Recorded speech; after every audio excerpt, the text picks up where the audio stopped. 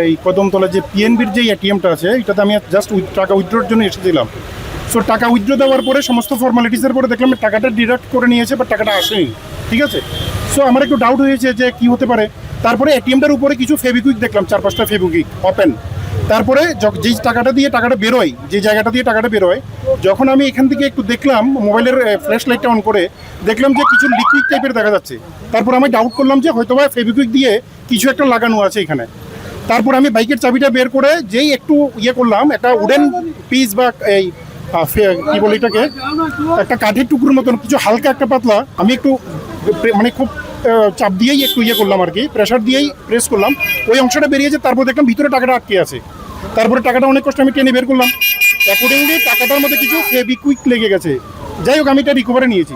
Recovery করে আমি ওইখানে দাঁড়িয়ে কাস্টমার কেয়ারকে ফোন করেছি পিএনবির, যে দিস ইজ দ্য সিচুয়েশন, আপনাদের এটিএম এর মধ্যে অ্যাড্রেসটা দিলাম।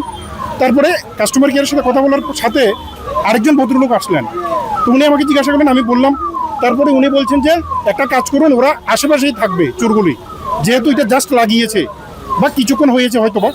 সো আমরা বেরিয়ে জাস্ট একটু দূরে গিয়ে আমি ভিডিও রেকর্ডিংটা অন করে রাখলাম মোবাইলে। তারপরে দাদাকে বললাম, ওই ভদ্রলোককে বললাম যে আপনি আমার সাথে একটু দাঁড়ান আশেপাশে, ওরা এখন যদি আসে আমরা দেখব। জাস্ট আমরা বেরোনোর একটু পরেই দুজন, এই যে দুজনকে এখন অ্যারেস্ট করে নিয়েছে, দুজনে এটিএমে ঢুকলো। ঢুকে ওদের প্ল্যান অনুসারে ওরা যে একটা কি বলে এটাকে, ফাইবার টাইপের যে একটা কাঠের পাতলা টুকরো এই যেখানে লাগিয়েছিল, সেটাকে ওরা বের করে দেখে টাকা আছে কিনা। সো টাকাটা যদি আমি ওই সময় রিকভারি না করি, ওরা কিন্তু টাকাটা নিয়ে নেয়। তারপরে আমি বাইরে থেকে ভিডিও রেকর্ডিং করে এটাকে অন করে ওদেরকে জাস্ট অবজার্ভ করতে লাগলাম।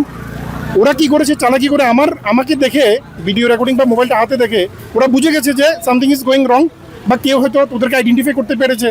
সো আমি এটিএমের সামনে দাঁড়ানো, ও কি করেছে, একটা অ্যামাউন্ট দিয়েছে এটিএমে, বড় একটা অ্যামাউন্ট দিয়ে ইনসাফিসিয়েন্ট ফান্ড দেখাচ্ছে। আমি ইনস্ট্রাকশন দেখলাম স্ক্রিনের মধ্যে। তারপরে ও বেরিয়ে গেল। তারপর আমি ওকে জিজ্ঞাসা করলাম যে আপনি কত টাকা দিয়েছিলেন, আপনি কি টাকা পেয়েছেন না টাকা আসেনি। তো আমি বলছি যে কত টাকা দিয়েছিলেন, একটু দাঁড়ান। এই একটু দাঁড়ান কথাটা বলার সাথে সাথে দুজন দৌড় দিল এই দিকে সোজা, এটা কি বলে বিদ্যুৎকর্তার ডিরেকশনে দৌড় মারলো। আমি পেছনে পেছনে চুরচুর করে দৌড়ালাম, ওই দাদাটাও দৌড় মারলো, সাথে আরও কয়েকজন হেল্প করলো এখানে দাদা যারা উপস্থিত ছিল। তারপর ওইখানে ইটের টুকরোর মধ্যে বা কিছু একটার মধ্যে লেগে উষ্ঠে গিয়ে পড়ে গেল। সো ওইখানে গিয়ে ওকে আমি বললাম যে এখান থেকে বসে থাকো, না হলে কিন্তু সবাই তাড়া করবে তোমাকে। ওইখানে বসে থাকতে বললাম, বসে থাকলো। তারপরে অনেকজন দাদা জড়ো হলো, বলছে যে ইয়ে করতে, ইস্ট পিএস অথবা ওয়েস্ট পিএসে ফোন করার জন্য। তো দেখলাম যে এটা একটা লিগেল ইস্যু হয়ে গেছে। আজকে আমি চালাকি করে টাকাটা পেয়েছি, অন্য সাধারণ কাস্টমার যদি হতো কি হতো, টাকাটা ওইখানে আটকে থাকতো, ভাবতো সিস্টেম মানে এটিএম রিলেটেড ইস্যু। সো ওরা টাকাটা না নিয়েই চলে যেত, ওরা একটু পরে গিয়ে টাকাটা নিয়ে আবার পাশে দাঁড়িয়ে থাকতো, লাইক দ্যাট। সো এরপরে ওর সাথে যেটা ছিল ওইটা ওইদিকে পালিয়ে গেল, ওকে নিয়ে আমরা বসে থাকলাম। তারপরে ওয়েস্ট পিএসের কিছু স্টাফ এসেছে, পুলিশবাবুরা এসে ওকে ধরে, তারপরে আমরা যেই এটিএমটার মধ্যে ইনসিডেন্ট হয়েছে সেখানে নিয়ে এসেছি, লাইভ এক্সাম্পল দিয়েছি পুলিশের সামনে। এখন আমরা দেখবো পুলিশ এটা কী ব্যবস্থা নেয়। লাইভ এক্সাম্পলটা কি আমি বলছি, এখানে একটা আমি জাস্ট বলছি উপজাতি, দ্যাট মিনস ট্রাইবাল কমিউনিটির একজন মেয়ে ছিল, ইয়াং মেয়েটা টাকাটা দিয়েছে উইথড্রয়াল, বাট টাকাটা আসেনি, বেরোয়নি, কারণ ওরা যে ঢুকেছিল কার্ডটাকে আবার লাগিয়ে দিয়েছিল। এবার ওরা, এই মেয়েটা দাঁড়িয়ে আছে, টাকাটা আসেনি। মেয়েটাকে আমি জিজ্ঞাসা করলাম কী হয়েছে, বলছে যে আঙ্কেল টাকাটা দিয়েছে বাট টাকাটা আসেনি। ঠিক আছে, তো আমি বলছি যে তুমি এখান থেকে যাবে না, একটু দাঁড়াও। বলছে কী হয়েছে, আমি বলছি একটু দাঁড়াও, সব বলছি। তারপরে গিয়ে সেম প্রসেসে আমি বাইকের চাবিটা বের করে আবার ওই কাঠি টুকরোটাকে ফেলে দিলাম। আমি বলছি তোমার টাকাটা এখানে আটকে আছে, টাকাটা নিয়ে নাও। তারপরে ওর থেকে টাকাটা আমি হাতে নিয়ে বলছি যে তোমার কত টাকা দিয়েছে, বলছে 5000। পুলিশের সামনেই, পুলিশের সাব ইন্সপেক্টর ছিলেন, ওনার সামনে টাকাটা কাউন্ট করে 5000 দেখলাম, মেয়েটাকে আমি দিয়ে দিয়েছি। পুলিশবাবু উনি মেয়েটারও নাম কন্ট্যাক্ট নাম্বার সব নিয়ে গেছে, ডিটেলস।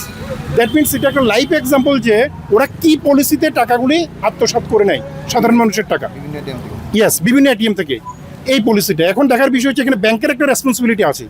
শুধু আমি হা করে বসে থাকলাম, কাস্টমার কেয়ার আমাকে পিএনবি বলছে কাস্টমার ম্যানেজার কাছে মেইল করার জন্য।